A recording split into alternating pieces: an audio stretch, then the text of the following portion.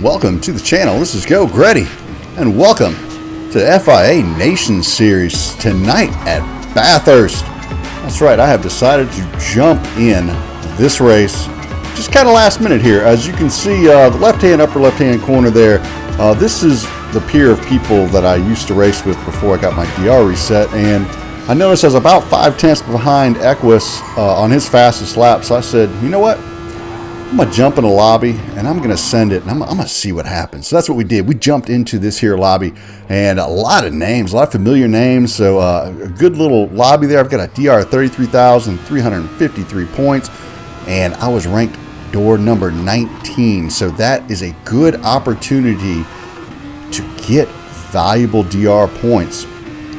But to do that first, you need to qualify well, so that's what we're doing here, braking just past the 100 board, getting on the throttle and the overtake button. So you had to map an overtake button. As you can see in the bottom right corner, it is glowing red right now. That means I am dumping NOS into this here Honda engine, and we are revving it well into the 11,000 range, getting on it, heading up the mountain of Bathurst. Gonna try and keep it close to that wall, get on the brakes there a little bit, get down in the second gear and accelerate. I kind of tried to apply the throttle slowly as I came up the hill, and because I didn't want to get the back end to come flying around. Sometimes I was feeling like third felt like it was the better gear there, and then other times second, so I wasn't sure. But anyway, staying on the overtake button with the foot planted all the way through the top of the mountain as we head down the Big Dipper here, or head down towards the Big Dipper, I guess you could say. This is the Big Dipper right here. Dive down in there, come out in second gear, back on that overtake button again as we head down towards Conrad's elbow. Drop it down in there, stay to the right, set up, make sure my car is pointing in the right direction before I get on the gas. Get on the gas too early there, you make contact with that wall coming out, and that is not the fast way through there. So looking pretty good through the lap so far. I'm feeling good about it. Luckily I was able to get out first, so I didn't have anyone in my way. You know, I didn't want to have any dirty air disrupt my qualifying lap. So mission accomplished. Come across the line here with a 1:41.927, which looked to be good for P1 for quite some time until Tabernac came in here and absolutely destroyed my time. So let's get to the start of the race. Nice one, and radio check. Yep, loosey-goosey. You sound husky and beautiful. Do my best for you.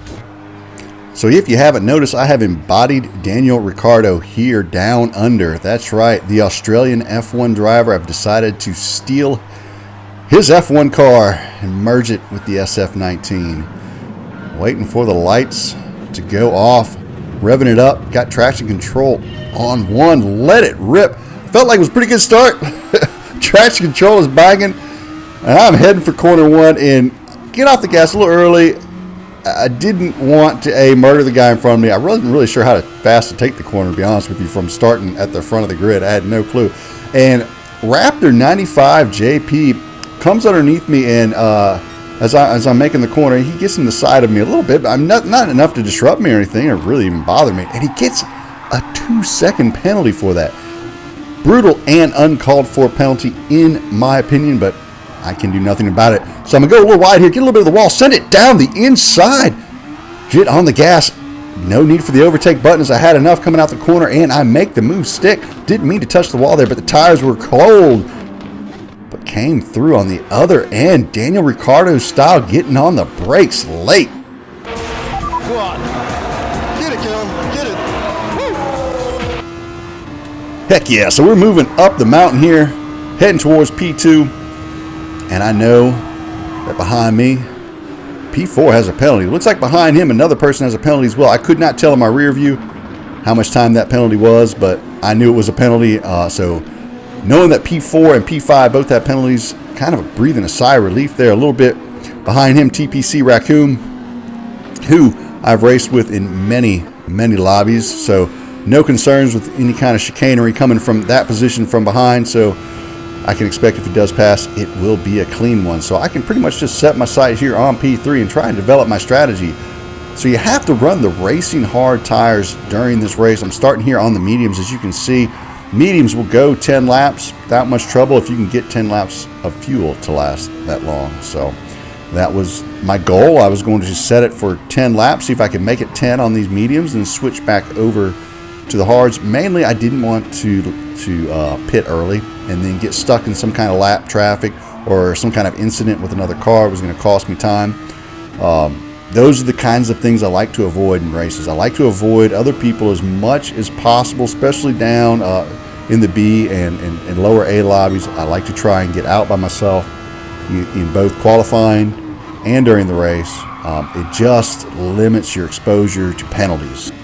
And if there is one thing I know, it is that penalties do not help your overall race time at all. Not even a little bit, not even the slightest, because not only do you have to serve the penalty, you end up falling back behind someone else who you may have to pass, and then maybe get another penalty during that pass process. Who knows what? It's a huge snowball effect, and it's terrible. But none of that matters. What matters is what's right in front of me, and that is hog sauce.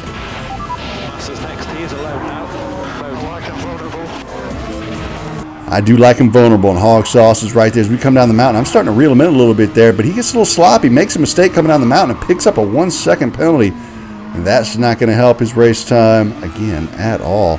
But it is going to help me because I am at about 1.24 seconds behind him. And this was just the break I needed to help my game plan out. So I go by him. He gets on the hot sauce, the overtake button. He's going to try and catch back up to me. I'm trying to avoid using that overtake button if I don't have to, because I just feel like I already had it at the top end. Get down to 130. Try and get the exit really good. We're going to look up here in the upper left-hand corner. I'm at 0.5 seconds. I need to get to 0.75, and it's looking good. So I break the slipstream right there. Now I'm thinking overtake button after this exit. And, oh, you don't see it there, but I get a little juicy juice right there. Just trying to hop up the edge a little bit. Try and break that slip so he can't haul me back in down this very long straight right here. So there you have it. I have a 1.1 second lead. So again, just keep an eye on that. If it looks like he's starting to reel me in too quickly, I'll just tap on that overtake button a little bit. I don't want to use it too much. I like to just use it to help myself accelerate slightly. So as we go here into lap number 5, we see that I have a nice lead here, about 3 seconds. So I need to really start being more considerate towards my fuel. Here's at 5.6 laps of fuel left. I want to go 10, and I'm on lap 5. So really need to conserve about another half a lap of fuel. So I'm going to start shifting short and using my overtake button to supplement, I guess you could say, my fuel saving. So I want to keep going fast. I want to keep my lap times up, but I don't want to use extra fuel. So what I'll do is as I'm accelerating, I'm hitting my overtake, but then letting it go as the RPMs come up, shifting, just hitting the overtake for just a second, help bring those RPMs up quicker, shifting early, and coming down the mountain, shifting early because I'm coming downhill, so it's not going to be as hard for the car to accelerate. Heading down this straight, again, get on that overtake button as I'm accelerating and shifting short here, just to try and conserve that fuel, because I want to get that 10 laps. So you can see, like here on lap 6, I put the fuel map up into 2 and 3 when the engine's revving its highest, just here at the very end, just to save, again, just a little bit of fuel here and there. Every little bit counts. So as we head to lap 7, as we come to the end of the pit road, we're going to take a look and see how everybody's doing at this point in the race. As you can see, the leader here on the racing mediums, tires look pretty good. Fuel's at a quarter tank, and he has plenty of overtake left because he's basically just been kicking our butts. And you come to me, again, my tires looking about the same. I have a little more fuel and not near as much overtake.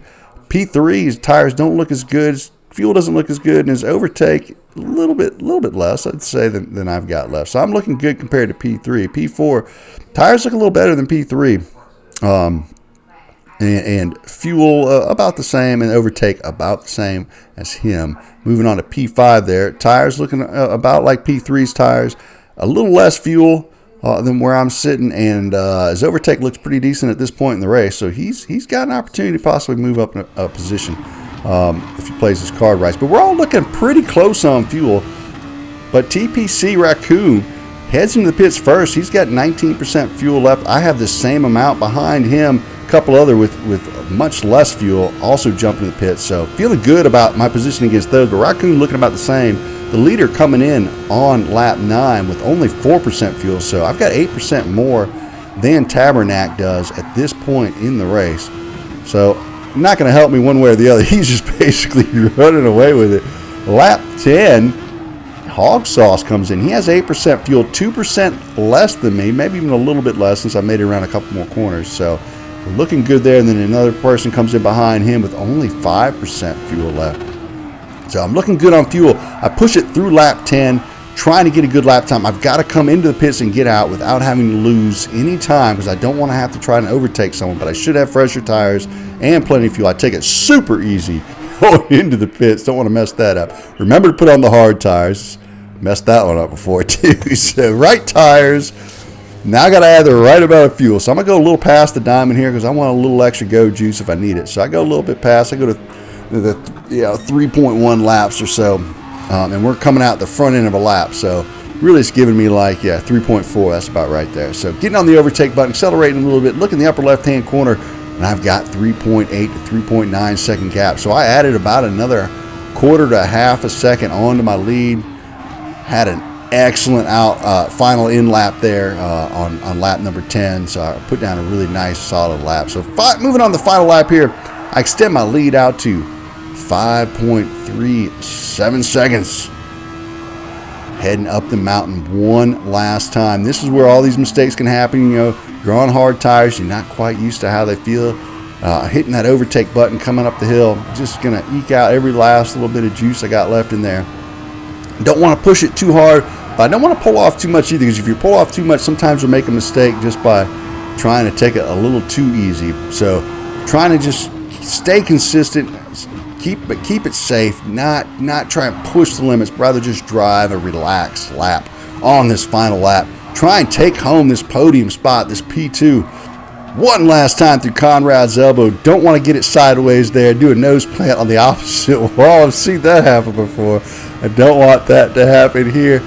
Head down the straight without driving on the grass or doing anything silly here. Then we got to navigate this final set of S turns, which I have missed my brake marker here. I have hit the curb, lost the car, spun it out in the grass here. As you can see, I early shift there just to make sure the rear end stays underneath me. 0.4 laps of fuel left, so I gauged that just about right. Get on the throttle. Yes, indeed. Amazing. Absolutely amazing. Sensational. You deserve that absolutely fully. Well done. Well done. Yes! Cheers, boys. So Daniel Ricciardo coming through for me. Glad I chose his livery and persona for this race. Take the second place and 165 points. So then we go over to check on the old Kudos Prime. Type that in, kudosprime.com. Click there on GT Sport. Click on Players. After you click on Players, enter your PlayStation ID. Geauxgreddy, that is me. Hit the search button, and that'll take you to what your current DR is. Click on that, and it will show you your K-speed score, some other details, your profile history, your SR history, and right there, I went from 33,353 to 34,770, a nice gain of about 1,400 DR. So I will absolutely take that and I head into the manufacturer's race at Interlagos next week. Heading from Kudos back to the lobby, you will notice that only myself and P1 without penalties. The rest of the field, lots of penalties. Even SR drops down to A. So we look a little further down the list, and man, SR drops down to A and C, many of them to B. So absolutely brutal race on the SR. Hopefully that did not happen to you in your race. If it did, let me know in the comments. If you didn't, let me know how your race went. Curious to see how it went. That's it for me tonight. I am not touching this race anymore. Looking forward to Interlagos and the Manufacturer Series up next. Until then, come back, check out some videos, and hit that like and subscribe if you like what you saw. It helped out the channel a lot, and I would appreciate it. So for myself, Geauxgreddy, y'all have a great evening. DJcLean, take us out of here.